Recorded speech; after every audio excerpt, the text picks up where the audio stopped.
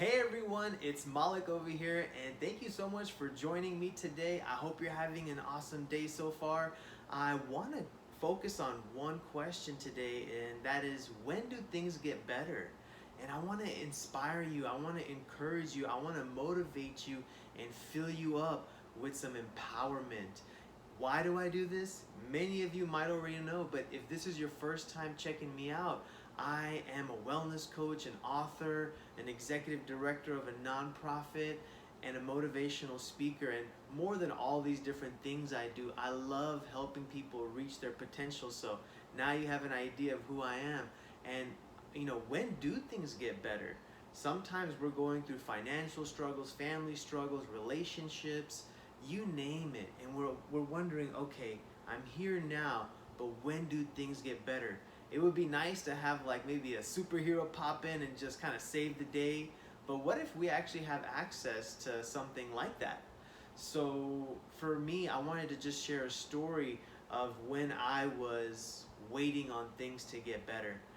My financial situation throughout my life has been a roller coaster ride, and so most recently in this season, I have been trying to build up my company, wellness company called Outward Fitness. And initially I had a lot of success, a lot of momentum, and then things started to get more challenging. So I did more research. Where's my phone? Okay, here it is, yeah. I did more research, I made more calls, I was filling up my calendar and being mindful of time management, generating leads, working with prospects, and just continuously hustling and grinding, which we probably understand to be good things. I wasn't lazy, but I wasn't seeing a lot of momentum come in on the financial and a lot of return on investment. And so I just kept trying, and as I was also praying for my situation to get better, one day I heard from God, and he said, "Are you done?" And I was like, I don't know. I'm still researching, I'm still figuring things out, but that thought just kept resonating with me. Are you done? And so I came to a place of surrender, and I felt like God was teaching me, because of my past in my life where financially I was always doing really well, and I gave myself the credit for that. I was never like, oh, thank you God for all these blessings. I was just like, hey, I'm doing this, I'm gonna get the credit, I'm gonna glorify myself over it. And that's what God was teaching me during this time. He's like, are you done? Because this time it's not gonna come from you. And the world that we live in today, our economy has been shaken, our stability has been shaken, and so a lot of the times we find our peace, and I've been guilty of this as well, in our financial stability. And so now we're coming to a place of our occupations maybe are no longer really available. And maybe they've been cutting down, and we were the ones that were cut down. So when do things get better? When I surrendered to God my finances and was like, Lord, where can I find my provisions from you in this season? That's when I started to experience God move in my financial world. And it wasn't immediate. It wasn't, oh, okay, I surrender, here comes all of the blessings. No, it was a faith building experience. And so oftentimes I was still in the struggle, but my faith was growing. I felt like God was with me. He was gonna make a way. I kept reaffirming that in my life. And I would get bills, though, surprise bills sometimes. And I was like, how am I gonna pay for this? Like, God, where are you? You said you were gonna be there. And I just stayed in faith. And at the last moment, a blessing would come through. An extra opportunity would come through. Perhaps someone was just very generous with me, and all these things were happening, and I was like, God, you are with me. And that's what he kept encouraging me. He's like, as long as you have faith in me, I will take care of you. And so don't worry. There's even a saying in the Bible, and if you don't believe in God or believe in Jesus as the way, this is truth, right? So in the Bible, there's a story where God was telling his children through Jesus that, why do you worry about these things? Food, clothing, shelter. Why do you worry? Look at the birds, how they have the wisdom of God to seek provisions, to seek food, to seek rest, and they find it. And so it's just reminding us that we don't have to pretend like we're in control. Our society makes us, take the wheel and drive it to where we need to go. But if we just surrender and be a co-partner with God, we can really see Him do the miracles in our lives that He wants to do. He wants to do these things. So as my faith was building, I saw these blessings come in, and slowly but surely the momentum was building up. And now I'm actually in a season of surplus in my life, and it's when I surrendered, right? So when do things get better? When we empty our willpower out and we surrender, like, God, only you can do these things in my life. And that gives Him the platform to really move, because it's hard to have two drivers, right? Like, that's really hard to steer, going into a safe direction, an ideal direction. If two people are driving, it's like one's going this way, one's going this way. But what if one person was the one who created the roads? Wouldn't you want that person to drive, right? So that just came to me now. I thought that was pretty cool.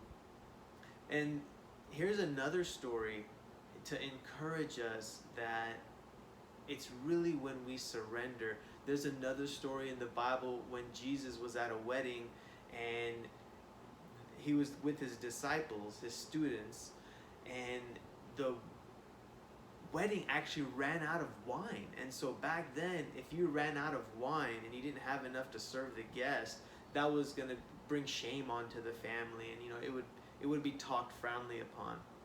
And so since Jesus was there and Jesus' mother was there, and she knew the guests of the party, of the wedding, she knew the people who were hosting the wedding, she asked Jesus, do something, and because He had compassion on what the family might go through, He was willing and able to be there for them, right? Because she seeked Him. Yeah, Jesus' mother came to Him, right? And was like, you can do something. No one else can do something, but you can do it. And when we acknowledge that, we put faith in something and believe, that's when we can experience miracles. That's when we can experience faith come in and do the work that we can. So He had told the people that were serving at the wedding, the staff, He told them to get these vessels. And the vessels that they got, these containers, they were actually ceremonial washing containers, right? And so people would use these to wash your feet. So Jesus used something that was like not very clean or sanitary. You wouldn't think to put wine in something like this. And so He did the miracle. He filled those vases up, those vessels up, those containers up with wine. And not only was it wine, because when they served the wine that Jesus had blessed, right, that He had created a miracle through, the banquet of the wine, the person who is almost like you would call a foodie, right, and writing reviews and letting people know, yes, I'm an expert, this is what I think. He said, you have saved the best wine for last. Normally people in that time would serve the good wine first, and then towards the latter part of the night serve the cheaper wine. But Jesus, His miracle, it had really high notability scale on the wine, right? It was the banquet, what was his name? The master of the banquet was like, y'all got the best wine for the last. These are my kind of people. And so what this had really shared with me, that I want to share with you, is that no matter what we've done, what we've gone through, who we may have wronged, how far we might be from God, He doesn't see that, right? Because what did Jesus do? He took that vessel that people use for ceremonial cleansing and washing of the feet, right?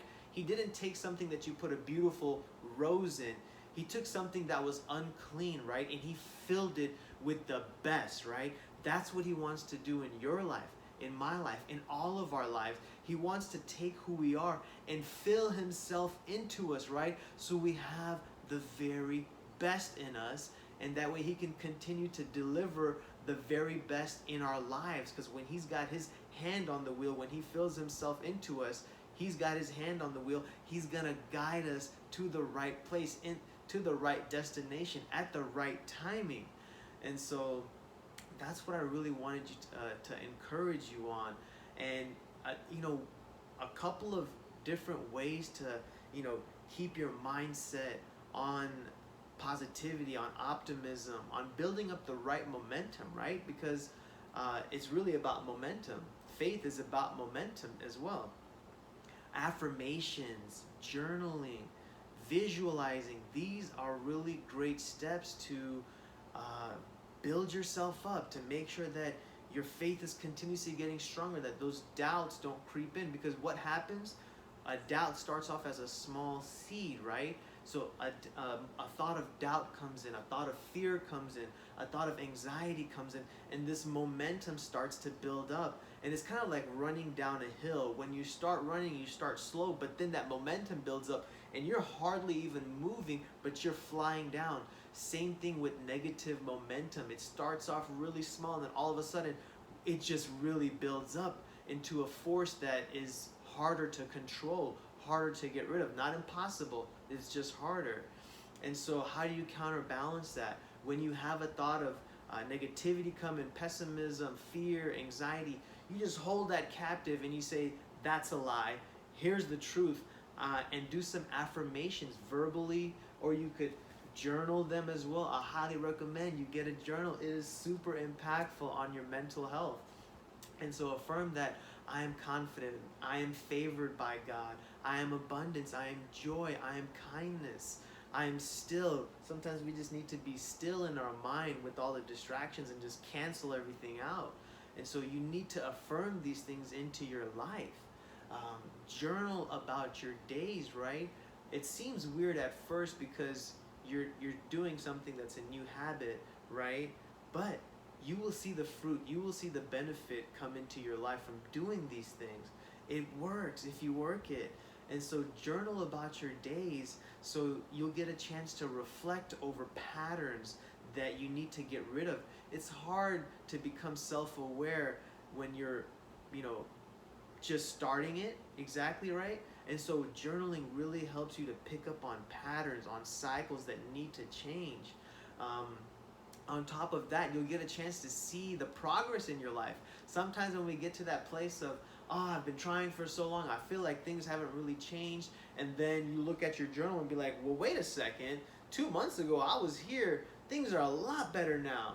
And so it will encourage you, it'll motivate you, and these things really will impact your life. And so I want to thank you for just taking the time to finish this video, because I really do feel like it's going to impact you.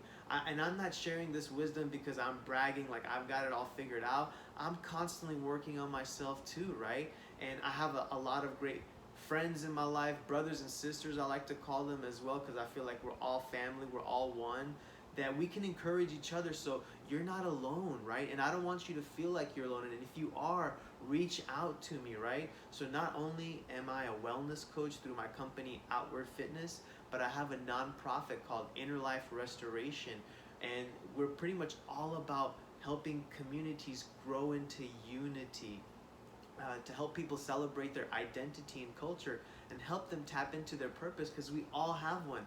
And now is such a great time to explore what purpose is, because things are changing. Things aren't going to go backwards. We're in a new era, in a new age. And so how does that look like in this season? My purpose, my path. Let's discuss that. And so the nonprofit also offers life coaching and mentorship to help people that may be going through a struggling time.